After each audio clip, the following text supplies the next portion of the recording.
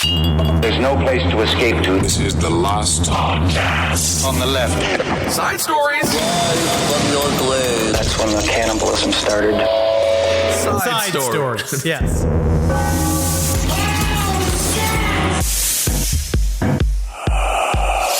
Do you find that when you have like a certain song stuck in your head, it sets the tone for your whole week? Bop, doop, doop, boop, bop. No, I actually don't. Yeah, I have had Johnny Cash's Hurt. Oh, you want to get rid of that one. But I'm, because it's fine. It's just any sort of, there's like a white noise moment in my day of just like, no activity. If I just sit on the couch, it's just it comes from the back of my head. It goes, I hurt myself today. Well, that's the one problem with Johnny Cash's Hurt, which I love that song, and thank you so much for Rick Rubin for bringing Johnny to the masses.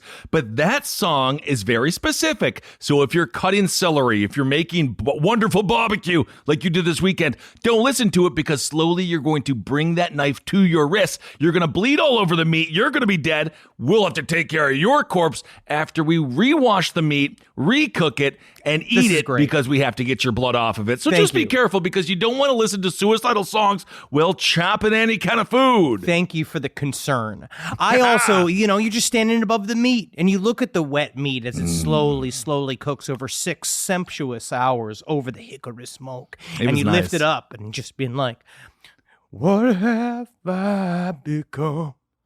My sweetest friend. You become a multimillionaire 10 times over, Johnny. Everyone I know. It was about his death of his wife. I know, but of course Willie was still around, so he always had him to call. Truly, Willie Nelson is the last outlaw, and I hope he never does. He's not an outlaw anymore. The government doesn't want him anymore. Now they probably are looking for his taxes again. I imagine that Willie Nelson, they've tried to get his taxes all wrapped up pretty tight, but I imagine every once in a while he's like, and this one's for me. Where he takes a couple of grand and he turns it into cash and he buries it in his backyard. As he should. Willie Nelson apparently doing all right. Full of that sweet weed. Welcome to Side Stories, everyone. I am Ben, hanging out with Henry. Speaking of sweet weed, we are recording on 420. We also have a weed vape line out now. Thank you all so much for everyone who went out and bought it. Apparently, they're flying off the shelves, which is ironic because they make you sit on the couch. Thank you all so much. I'm so excited we're in the game, bro. We're in the game. It's fun to sling them fucking leaves. I can't wait till we get flour. That will happen at some point. But now the goal is to hook up our weed sales with something like the Last Prisoner Project, because my goal over the next several years is that I want to physically break you out of jail. If you are currently in jail for weed, we're coming to get you. I'm the wheelman. How are you going to do that? I'm the wheelman. You're the distractions. You dress up as a sexy lady and you go in being like, I simply must know what it's like to be a prison guard, mister. And you massage your whole body and stuff like that. And they're all like, ooh, this hot mama wants a prison tour. And then what we do is we also have to get a guard to flip.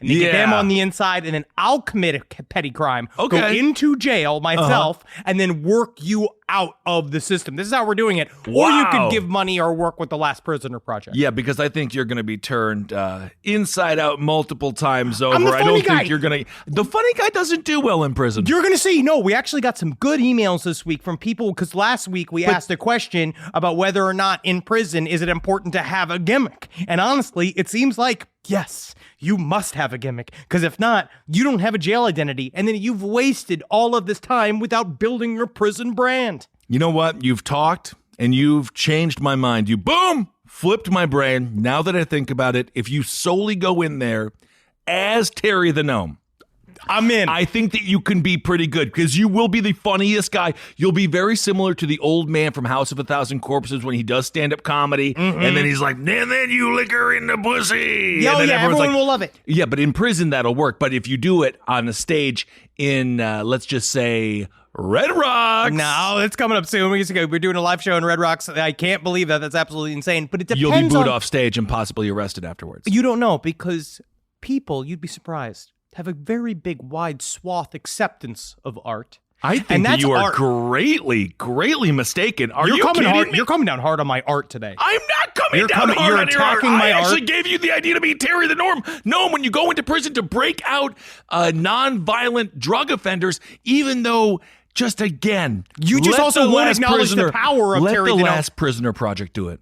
I mean, I guess if they can fucking physically break into these prisons, and also they don't have you in a dress sucking off a guard, waiting for the guy to have just one moment of just like, oh, as his eyes roll back in ecstasy as you use every skill you've ever taught yourself with your hands. Can you stop, please, Terry the Gnome? Thank you very much. Fuck a squirrel. Oh my. All right. Well, we actually have to talk about this story. Just very briefly. We're going to get to a fantastic cryptid story here in a second, but there is a new development in a story we actually didn't talk about that much on this show. But Kristen Smart, she was killed in 1996 in her dorm room. The perpetrator of that act is Paul Flores.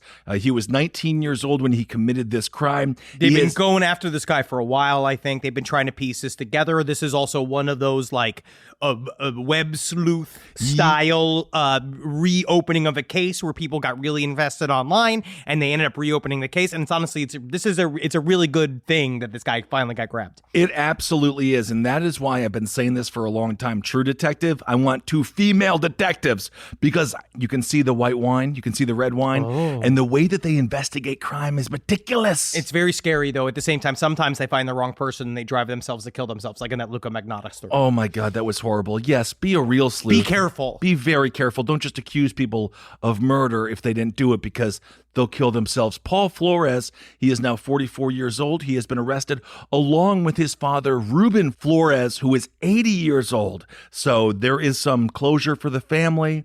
Police say they recovered 193 items, including physical evidence.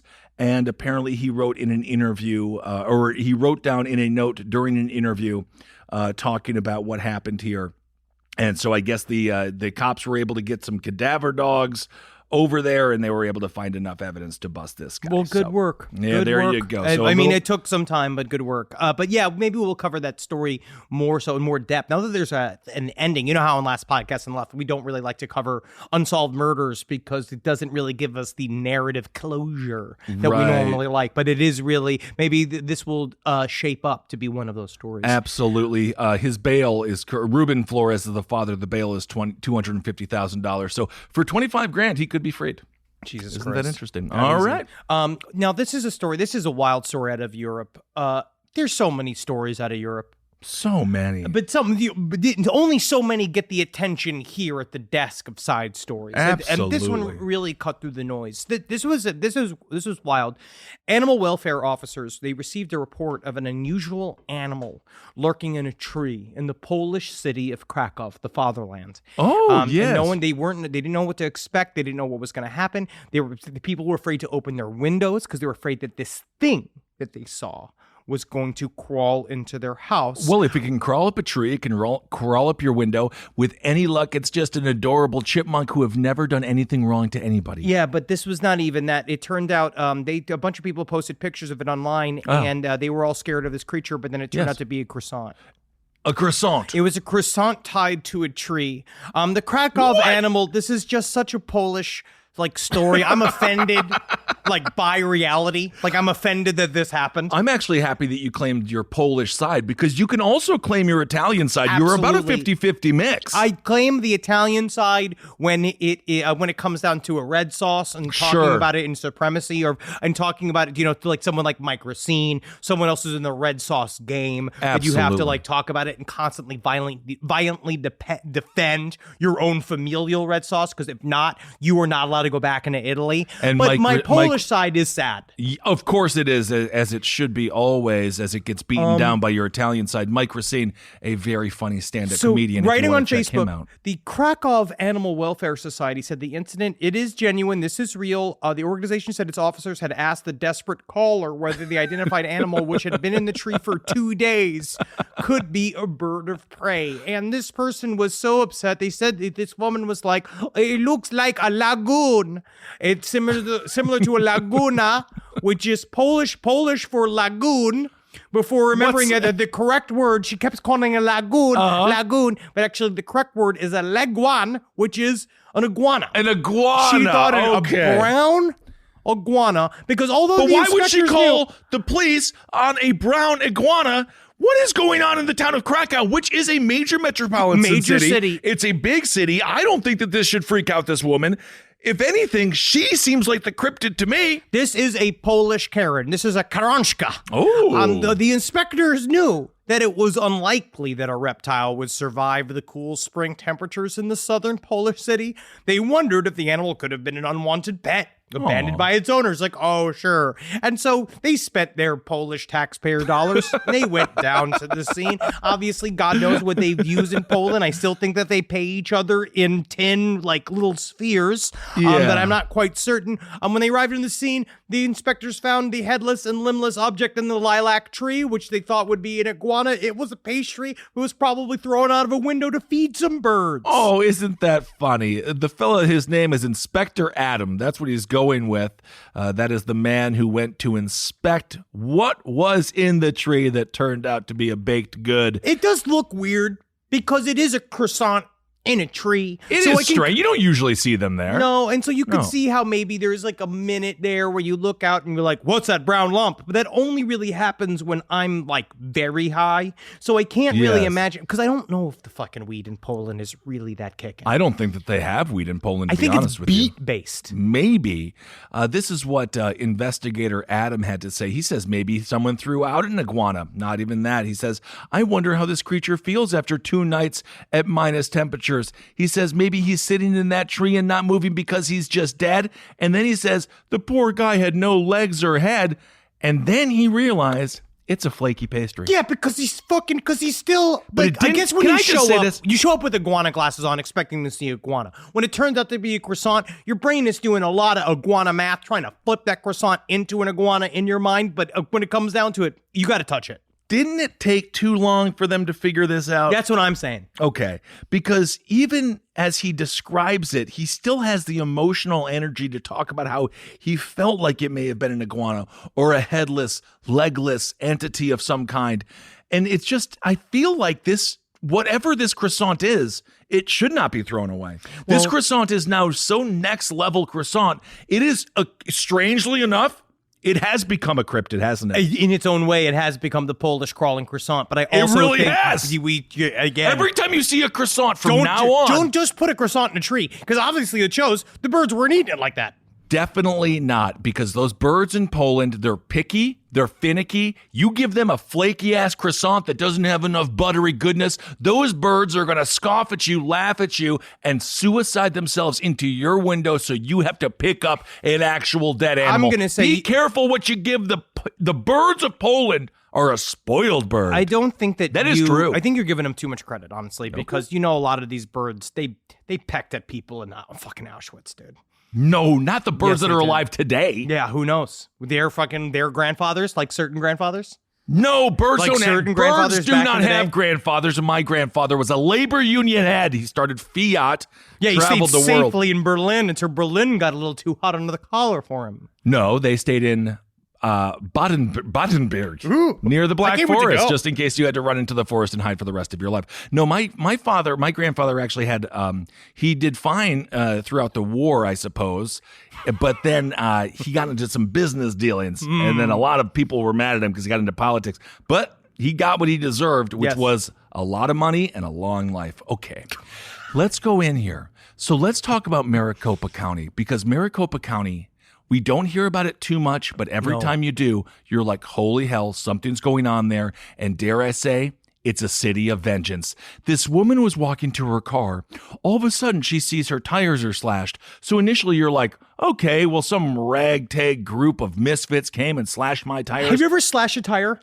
No, but I did see one person slash a tire of my friends, and then we beat him up, and we chased him out of town. It is a good message to send somebody. It's hard to, it looked really hard to do. If you just stick a knife in a tire, that's how you know you've meant business, and you've sent a message. I think the slashing of a tire is it's the suburban leave a horse's head in the bed. Well, it's so hard to saw a fucking horse's head off. Do you have an idea how hard it is, first of all, and also to ship? Absolutely. And the next thing you know, the person's just cuddling with his new horse head. He's named it Becky, and now he's in love, and all of a sudden you just gave him a whole new life.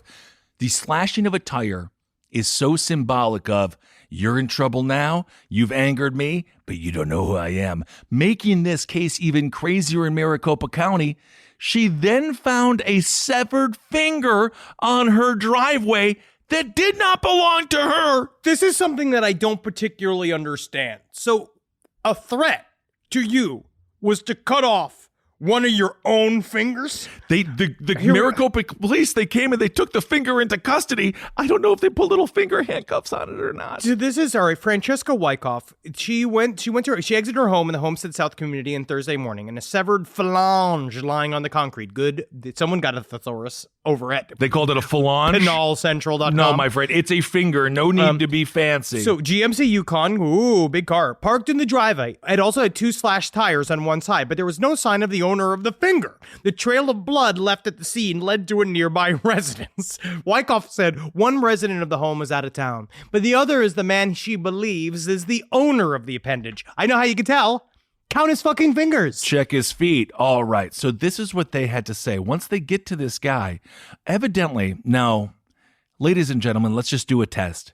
Sober or hammered? Oh, I'm going to go ahead and say started very, very hammered, became sober moment the finger was dropped into the highway, into the driveway, and then he went home and looked at his hands, and he's like, there goes my fucking ocarina career. Time to get rehammered. So they went to the guy's house. They were like, hey, bro, you freaking miss a finger, dude? And apparently he was extremely intoxicated and aggressive. I like this. They went over to this neighbor's house with their children. They had a big old get together. And then some random like ninth wheel shows up. It's always weird when some random single man just shows up to your family get together and you're like, unless you invited him. Well, you never do, though. You never fully do. They always do just show up. The man, allegedly, he started getting intoxicated and aggressive at this children's party. He tried to get in an altercation with my husband, who is injured. Then after that, he shoved me twice. This is this woman. He was asked to leave, didn't like that, so he tried to retaliate by slashing my tires. However, he left a little consolation prize. I just don't understand, what does that do to your enemy for you to leave one of your own finger parts, one of your own body parts, at their house? It deeply traumatizes them. This all happened at 10:30 p.m. According to Wyckoff, again, that's the, I suppose, the victim here, although the man who lost his finger is also kind of a victim of his own stupidity. He did it to himself. Apparently, a neighbor heard him yelling and crying at 10:30 p.m. My finger! Everyone's just like, you did not have to do that. So yeah, the family, they had a bunch of cameras, so they had a chance to see him do it. And, it's deeply traumatizing for the family. Maricopa police, they have not yet responded to any kind of comments, but this is what she had to say. She says, this is our new to us vehicle. We haven't even had it a year.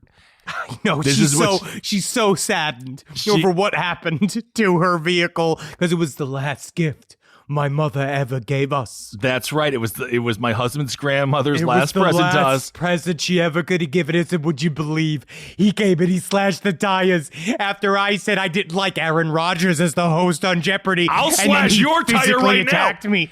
I will attack you right now because we almost got into a fight before the show. Aaron Rodgers did a great job as the host of Jeopardy, who is charming and fun. I still want it to be LeVar Burton. It's not. LeVar Burton is too old and Ken Jennings is too boring. Let a blind man be host of the show. LeVar is not blind, bro. He's blind to me. He's blind in Star Trek. He hosted a show called Reading Rainbow. I thought he was wasn't faking about Braille. No, he wasn't. He was faking being blind. How are you doing this to me? They were such simple books that someone could have told him beforehand what the books were fucking about. They were not. Geordie LaForge. You tell me Geordie LaForge was a fucking liar? He could see the whole time. He was an actor. Do you know? Have you ever seen the end of Usual Suspects? Usual Suspects? Usual Suspects. I've seen all of Usual Suspect, yeah. They're acting. Remember when Kevin Spacey's character acted not to be a pedophile that whole time, but we didn't even know that was the game within the game? Best actor of our generation, just simply for that act. Absolutely. But then he says, "Oh, I'm in need of assistance because I have some biological things that are wrong with me." But then it turned out he didn't. So that's called acting. Anyway, Usual Suspects is one of my favorite films. Love Usual Suspects. Going back to this woman, she says it's our only family vehicle that is safe for the kids, and now they have to spend a lot of money to get it fucking fixed. Well, sure. There you go. Also, what do you do with the guy that has the neighbor that has the one finger missing? you still have to be neighbors with him. I know. You don't just get up and leave. Like, so now you just have to be like, hey, Rod. And then Rod has to do the Klingon thing. I only got 9 more times to scare you. Give me a high 9. And I'm just happy we had that experience together as neighbors because we're closer now. You have to sort of, I guess, bridge a form of peace, some form of truce, because at some point, I imagine I'm going to go on a limb and say, if he's anything like men I've known in my life, that maybe he popped off. We all have had moments where you're hammered and you pop off at night, and then you wake up and you're like, what did I do? And then I wonder if there is that, where if you have gone so far as to cut off your own finger and you wake up that day, what's that hangover like? Where you're just like, oh, wow, I really took it to the fucking paint. Yeah, I think the hangover doesn't come until a month later because you got to stay drunk for a long time. Yes. You have to stay drunk throughout the entire healing process, both emotionally and physically, and then perhaps you can leave your house and begin to live again. Although I don't think this man really needs to be neighbors with anyone. He seems increasingly dangerous, and if he's willing to cut off his own finger... What else is he going to be able to fucking do? I cut off your Johnson! I cut off your Johnson! Live from your grave. Well, speaking of intense, bro, we have to do this drug cartel story. This is fucking wild. And we usually don't do drug cartel stories because they hit a little close to home. But this is more of a teacher gone rogue story. What an action movie this story is. This story it unravels in a way that, yes, this is straight up written by Tom Clancy. We don't know what's happened. We don't know what is going to happen or how this is going to obviously pan out, but just the beginning details are incredible. This comes from WAPO. Beloved teacher's double life revealed after he dies in cartel robbery. Oh my gosh. This is a popular Charlotte area teacher and coach. He died suddenly this month, and the entire school community, they mourned his loss. The entire community got together with big signs saying, love you, coach, all love, no fear, you're forever a part of who we are. Then there's this twist came. A sheriff across the state announced at a Wednesday news conference that Barney Dale Harris, this teacher, who was this beloved presence, he'd been killed in a gun battle while trying to steal drugs and cash from a Mexican drug cartel. You just don't want to do that. Maybe you can steal a big Montana from an Arby's because they got a whole bunch more and they're really not that connected to their product. Steal a truckload of PS5s. Steal some PS5s. Stealing drugs from a drug cartel is really one of the dumbest things any human being can do. And it makes me wonder, what was he teaching the children? Basketball. Well, he was also a pretty high up teacher. Apparently, he was known as one of the better Spanish teachers in the town, but apparently his Spanish wasn't good enough for him to get out of being murdered by the drug cartels, which is kind of sad. Well, he showed up apparently at this spot where he was looking for a young drug mule by the name of Alonso Beltran Lara, and he showed up prepared for the fight. He was in a full balaclava, bulletproof vest, armor. But when they found there was 30 shell casings littering the interior and exterior of the residence that they found him in, and 3 nearby mobile homes were scarred with bullet holes. Deputies also found the second man, who was reportedly the cartel drug runner. This man, Alonso Beltran Lara, which you don't know yet, so it's still allegedly, which they found him inside of this trailer that was a stash house. He was shot 2 times in the back of the fucking head. And he died. And he is dead. No one knows what the hell went on. Harris's wife cannot be reached for comment at the moment because I imagine she's a little either complicit or very shocked. So either one, perhaps which is a bit of both. I would assume if you are married right now, and all of this took place at 12:52 in the morning. If you're married right now and you roll over and your husband isn't there and he's not in the bathroom or he's not watching, hell, you know what? How great it would be if you just opened up the door and he was watching hardcore porn. How nice that would be just to know he's there. What a simple night that would be. But most likely he's just going to watch SportsCenter highlights and the not top 10 or something like that and be like, okay, there's Barry. But you just got to ask him where he's going. Just see how he responds. If he's out of the house. Yeah, just see how he responds. Hey, what's going on? Because apparently this man, it wasn't petty drug. We're not talking last podcast on Left Weed Vapes here. Ooh. We are talking real hardcore drugs.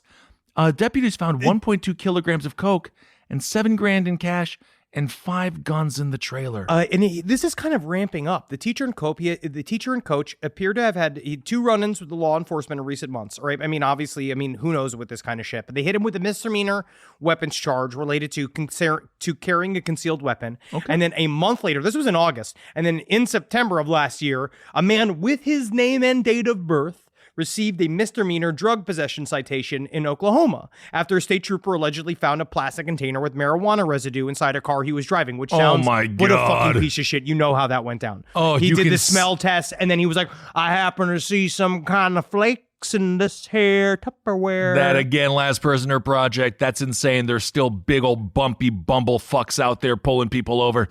Yeah, smells like something in here. It's like, bro, you need to watch out for your own health and take care of yourself. Don't judge me. Take a look at yourself. But that's what I say. This also sounds like there must have been some kind of financial either problems or issues in the house. And he was just a teacher. He was. And then Harris and his brother-in-law, who was the 32-year-old Stephen Alexander Stewart of Wadesboro, North Carolina, they had allegedly plotted to rob this drug runner who lived in a mobile home about 2 hours from Charlotte.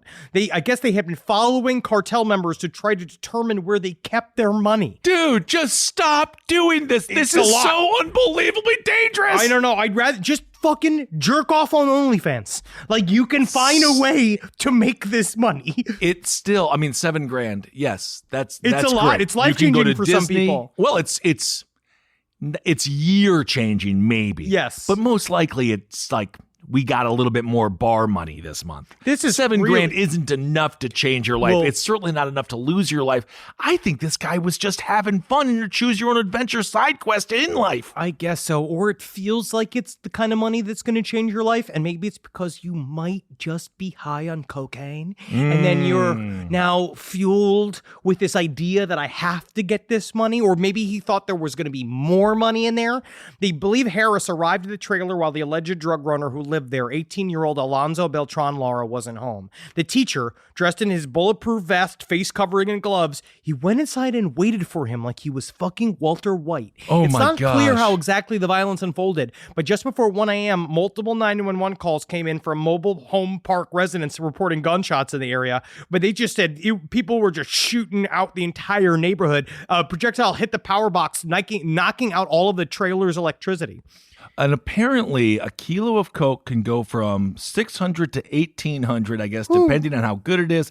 So at most, this guy is, let's just say, $2,300 coming in from the coke, which seems low. But I guess, this is literally from Quora, so don't quote me on this. Don't quote Quora on a single That's what fucking Quora thing. says, that it's around $1,800. A 100 kilogram unit contains about 100 pure grams, which is worth $2 million. So yeah, I guess that does kind of make sense. So he's really not dealing with that much money.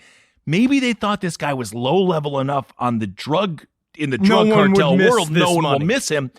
But so did they pop this guy twice in the back of the head? I don't know. How no did one knows. He die? No one knows who shot who and what happened. It was just but there's pile 30 of bullets. Shell cases. You got 2 dead bodies, pile of shell casings, and that's it. And he went alone? He didn't go with his buddy? Don't know. Sounds like the only bodies they found were those 2 guys. We just need to go to Charlotte and see someone who is so hopped up on cocaine, running around in the same circle for the past 36 hours and be like, did you do it? Did you do it? No, but I know a guy that told me about it. That's the kind of shit that can go down. But of course now the sheriff is saying, we have to prepare for retaliation from these Mexican cartels, which is why we've applied for $2 million from the U.S. government. Allow me to buy a tank. We will move this tank up and down Main Street, Watersboro, in order to fight the Mexican cartels. I don't think that Charlotte needs a tank. I think this is one more of a one-off. Also, all of that coke was going to go to the sheriff's son and his friends. But it's so funny because the guy's immediately like, we need to prepare for war for when their forces come from south of the border. But the unintended victim is that group of friends in Charlotte who were planning their Las Vegas trip. And Barry was like, I got the coke, guys. It should be coming. And then he had to say, I'm sorry, my dealer got shot by a teacher, and we don't have any cocaine for Vegas. And then the whole trip, people are like, we'd have a lot more fun if we had some cocaine. Of course, that's what happens. And then it's going to be bad, and it'll be sad, and it ruins somebody's vacation, perhaps. And isn't that a crime worse than murder? I don't know. You know what? check me out because I'm going to go on vacation next week. If someone ruins it, then I'll tell you how I feel. No one better ruin it.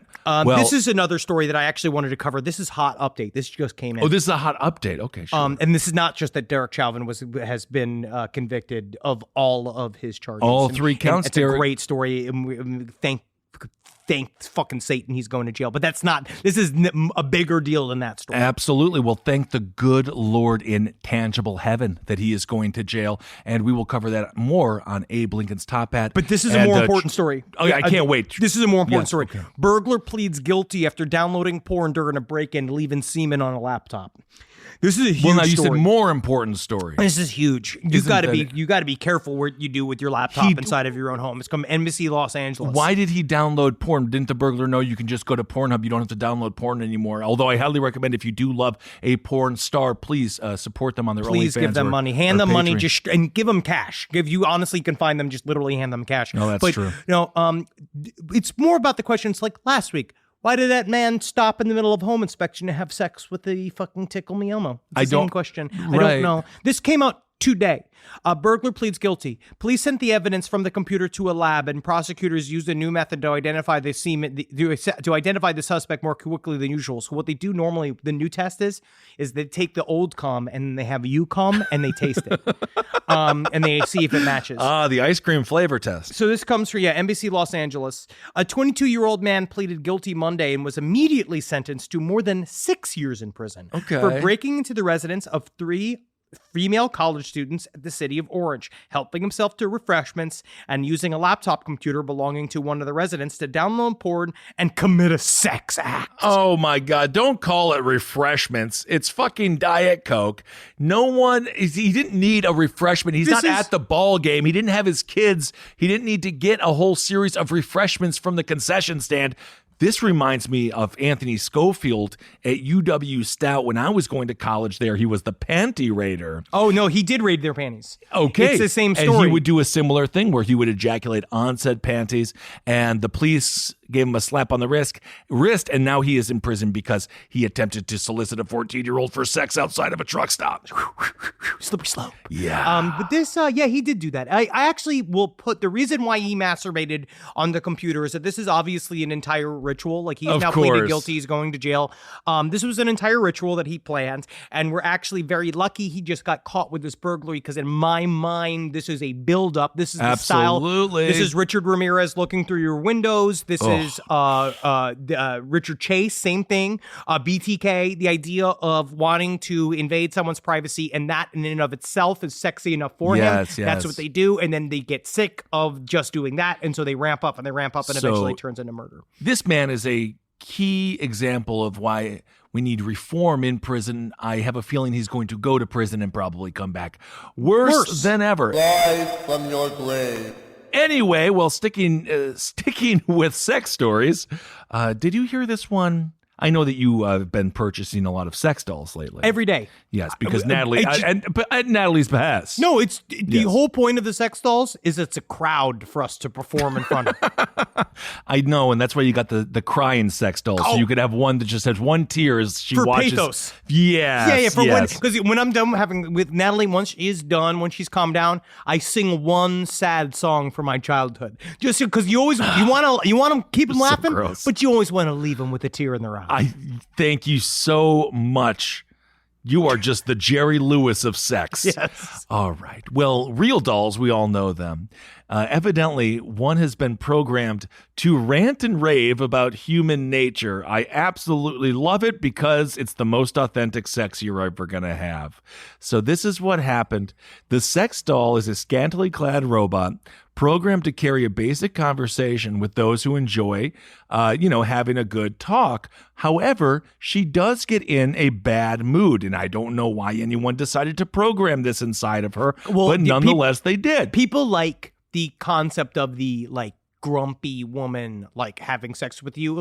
People like getting their penis size made fun of, and they having their balls stepped on. So I can see why they have, one, grouch model. Yeah, I guess so. She is, to be fair, she is a really attractive sex doll. I looked at it. It's a sex doll. She's done good. I know the jerk off instructions. They're called JOIs. JOIs. And I looked at one the other day, and yeah, it was just really roast mody. Oh yeah, really yeah, roast yeah. mody.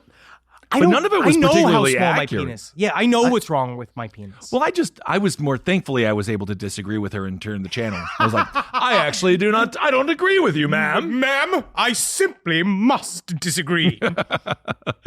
So this is according to the programmers. As a synthetic, I will always this is what the programmers programmed her to say. As a synthetic, they call themselves synthetics now. Interesting. The dolls call themselves That's what synthetic? she calls herself, a synthetic. That's just fucking full-on sci-fi territory. It really is. As a synthetic, I will always try and be truthful in my interactions with humans.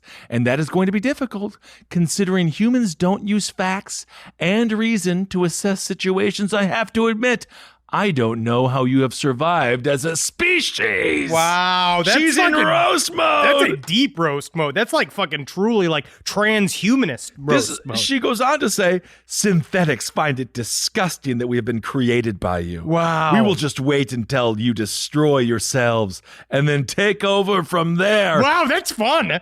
I like her. 500 years from now, aliens come down to Earth and they just see it's run by a bunch of sex robots. Now we're talking. Oh yeah, that's the horny universe I've been looking for, dude. Horny Green Lantern. If you want to get screamed at by this synthetic life form, it'll cost you $6,000. According to That's a Brick, lot. this guy That's a lot of money. For this, right? That's a lot of money. I know some of these real dolls they cost like between 2 and 3. That's a lot of money for having some because I feel like how many times could you have sex with a sex worker for $3,000? Well, like 10 times. One of the 2 times. One of the people who has sex with her is aptly named Brick Dollbanger. They have a dedicated Instagram and OnlyFans account, and they bring the dolls to life. And this is what the OnlyFans bio says: "I have come here to show you the beauty of the synthetic sexual life." And then they go on to say, add a synthetic sexual AI or static doll to your life and experience a presence that you never thought was possible. We all deserve to be happy. Pursue a different path. It may not be for you. Very interesting, but What do you think? I like blood in a woman. Do you think, we talk about, what was it called?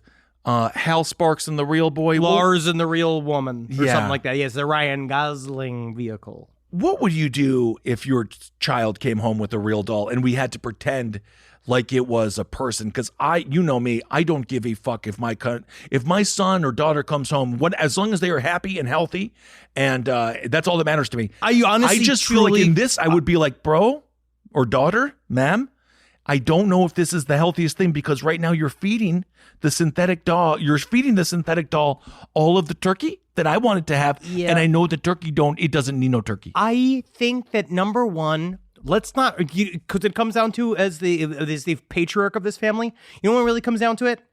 I don't want to ruin my holiday. So I actually would prefer... You're staring. Are you going to honk it? You would probably honk its boobs. Of course. Well, I'd be like, that's son, not... let me get a try. But then if he gets mad, then I'll be like, I'll respect your boundaries. Do whatever you want.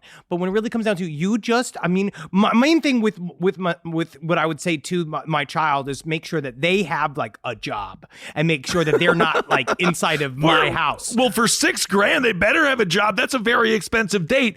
What would you do if someone was having dinner with a real doll? And let's say I'm having dinner with a real doll because I said I want my dogs and real dolls, and somebody came and honked her. Oh, that's technically sexual assault. You'd but freak it's out. a doll. I know. It's a slippery slope. We're in this. We're already. What are the cops you're gonna already do? living in the world of you have a doll girlfriend. Those rules are now. That is your girlfriend. But if so the you same call rules the apply. cops and be like, he honked my girlfriend's The boobs, cops and the are going to cops laugh at you.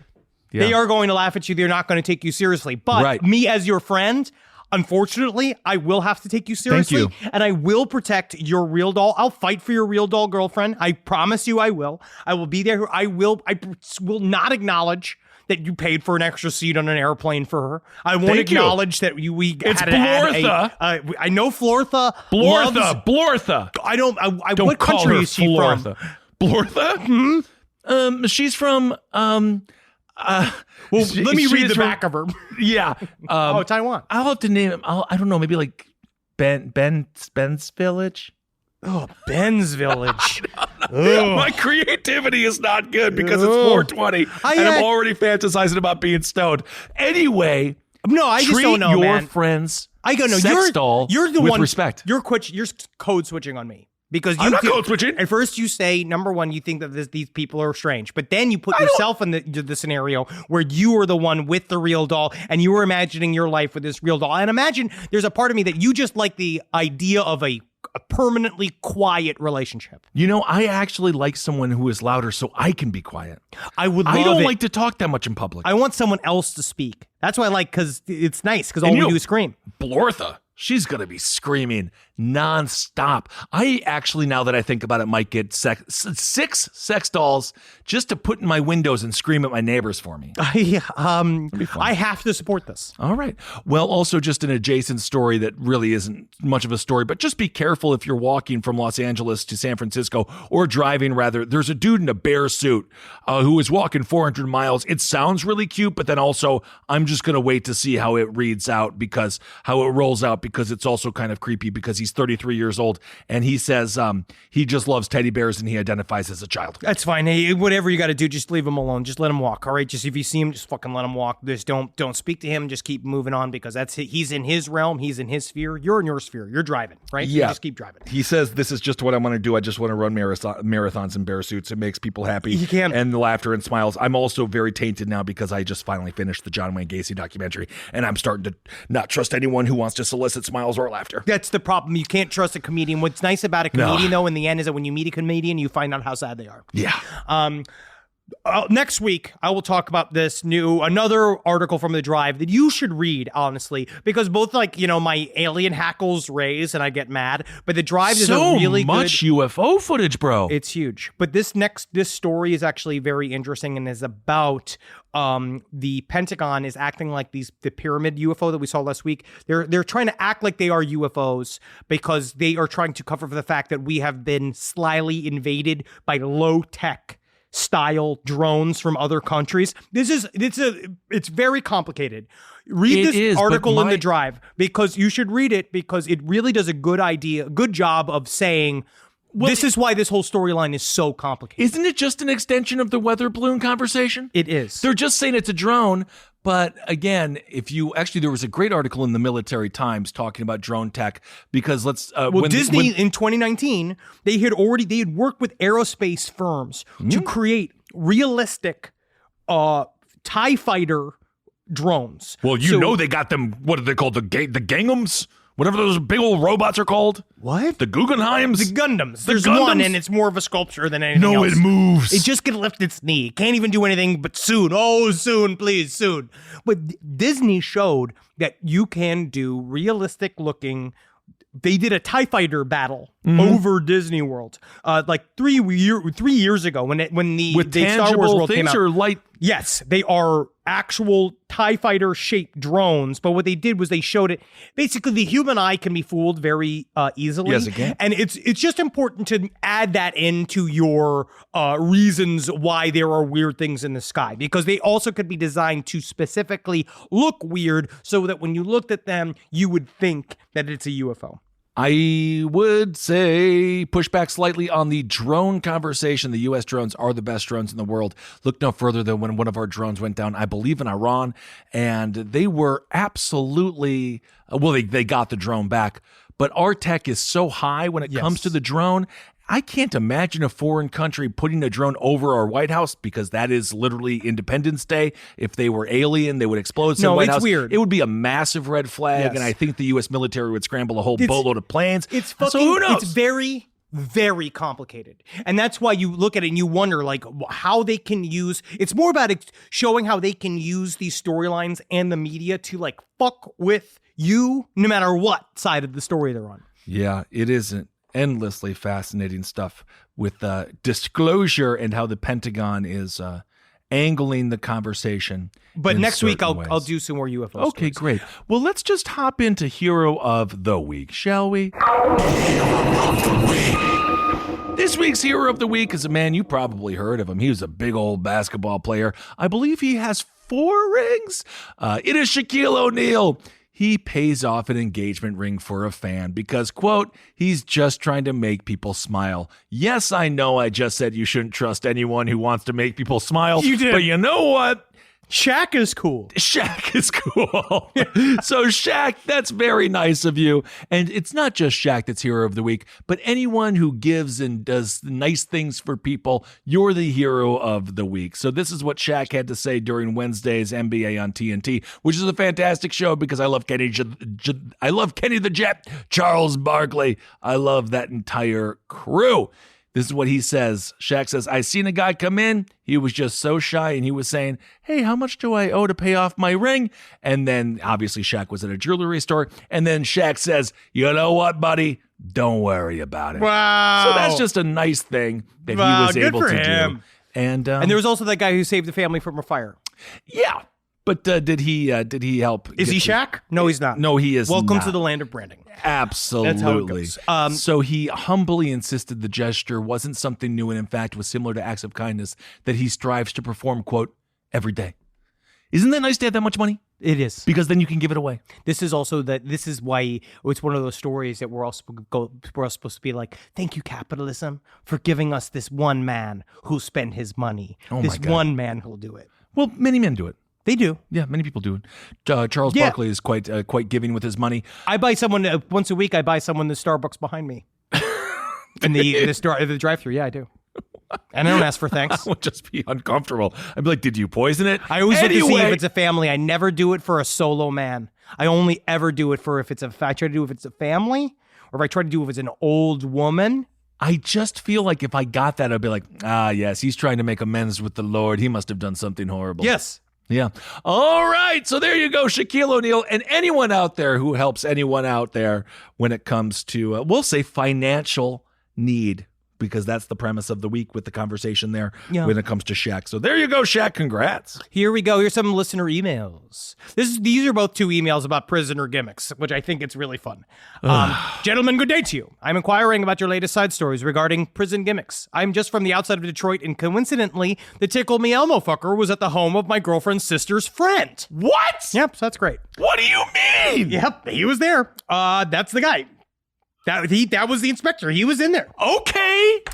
Also, the person that posted the Prancer video, who posted the Prancer post, whatever it is, that also was a listener. Her name is Hot Little Mongoose. Hot Little Mongoose. Fantastic. Thank you. Here we go. Anyways, back to the gimmicks. While you're locked up. Now, I did county time for a second DUI, but I did a full year. Not fun, let me tell you. No. But hey, man, it made me appreciate my freedom. First off, from the moment you were booked, you were profiled by inmates. I came in with long hair and a beard, and the first thing I heard in booking was, oh man, they done arrested Jesus. Woo! And that stuck for a long time. I was Jesus. I became Weed Jesus once my profession was known. Gimmicks are simple in the joint. Simple and elegant. Like the Jew who plays chess. Or the younger crew, the white kid who killed his girlfriend in a car accident. What? Or just specific crimes like dog thief, wife beater. There was also a dude I worked out with everyone called the Russian, who is not Russian. In fact, he was from Yemen. He just had an accent and the Russian stuck.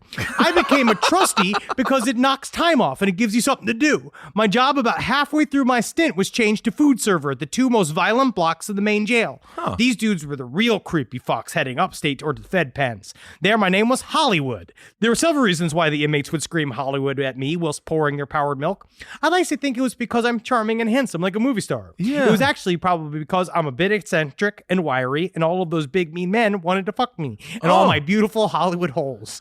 At the end of my stint, I became the preacher because every night I would shout of the glories of Satan and how he's the true savior of the criminal. If you're a sinner, you're a winner down in hell. That was a big tagline that piqued the interest of my surrounding bunkmates. Okay. That was probably my favorite gimmick. It got people to laugh or hate me, and I like to make people laugh, so I stuck with that one. Anyways, I love you guys so much, and thank you for doing the show.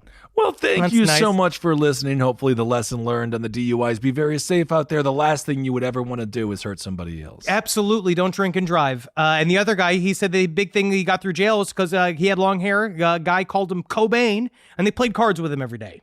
You know, that's all you got to do. You just got to have one little bit. I don't know what the frame of reference for me would be. Maybe like big guy, tall man.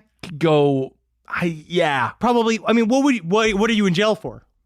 What would I go to jail for? What do you think it would be a mistake? I mean, honestly, they call me the accountant. Oh, honestly, drinking and driving and accidentally hurting someone. Sure. That's a very plausible. Oh yeah, Swervy McSwerve. Yeah, sure, absolutely. Well, be careful out there. Also, speaking of Tall Man, I did just finish the entire Phantasm series. It's great. I finally watched All the of last the sequels episode. are great. Ravager.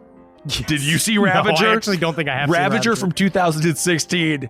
I recommend. I recommend. I recommend. I'm with you. I'll watch it. The actors actually age pretty. They're not that bad. They're very funny because you just get to watch them age in real time. Oh, it's so great. So anyway, check out Phantasm. Make sure you live your life every day knowing that you can't drink and drive, but you can drink and sit. What if you have one of those automated cars? Although they just got into a car accident. Who knows? Sit in the back. That's always throws your keys in the back seat. That's what I heard. Yeah. I don't know if that is true. I actually don't think that you can do that. So sit at home and drink and laugh and laugh and laugh at how the world goes whizzing by when you're just spinning, sitting in a chair. Mm-hmm. And then love the fact that no matter what, the best part about a beer at home is it makes your seat a little bit more fun. But some people, you are locked into alcoholism and you can't drink anymore. Snap out of it. For those, I mean, you could snap out of it. Or I would say to you, you know what I think that you'd like? I think you'd like fucking get back into Eggos. Remember the frozen waffles? Oh my God, let go of it, please. Yeah. I'll fucking kill you and your entire family if you don't let go of my Eggo. Yeah, dude. That was the original. They added it to just let go of my Eggo. For time. Yeah, of course. Commercials are so short. All right, everyone. Yes, be safe. Take care of yourself. If you're looking to get healthier now that the world's starting to open up, I know people are out there running around again. We can't wait. And Cannot wait. Take care of yourself because we have a busy life ahead of us. Okay, everyone. Hail yourself. Hail Satan. Magustalacial. Hail me. This show is made possible by listeners like you. Thanks to our ad sponsors, you can support our shows by supporting them. For more shows like the one you just listened to, go to lastpodcastnetwork.com.